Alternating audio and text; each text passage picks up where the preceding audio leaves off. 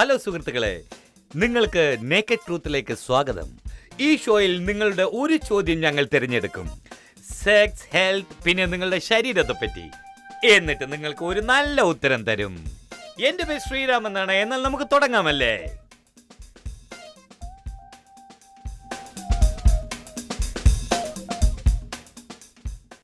ഇന്ന് നമുക്ക് ഹൈദരാബാദിൽ നിന്നും 30 വയസ്സുള്ള ഒരാളുടെ SMS കിട്ടിയിരിക്കുന്നു. അദ്ദേഹം ചോദിക്കുകയാണ്, വാസക്ടമി എന്ന് പറഞ്ഞാൽ എന്താണ്? ഞാനത് ചെയ്യാൻ ഉദ്ദേശിക്കുന്നു, പക്ഷേ അത് എൻ്റെ ഭാവിയെ എങ്ങനെ ബാധിക്കും എന്ന്. വാസക്ടമി എന്ന് പറയുന്നത് ഒരു ശസ്ത്രക്രിയയാണ്.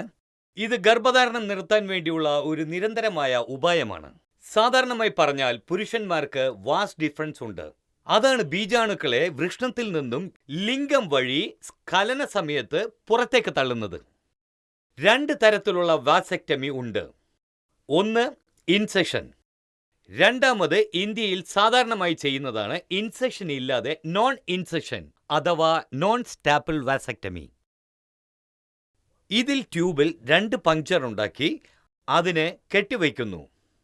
ഈ പഞ്ചർ സ്റ്റിച്ചസ് ഇല്ലാതെ തന്നെ പെട്ടെന്ന് ഉണങ്ങുന്നതാണ്. ഇങ്ങനെ ചെയ്യുന്നത് മൂലം ബ്ലീഡിങ്ങും കുറയും, ഇൻസെഷനും ആവശ്യമില്ല, മറ്റ് കോംപ്ലിക്കേഷൻസും ഉണ്ടാകുന്നതല്ല.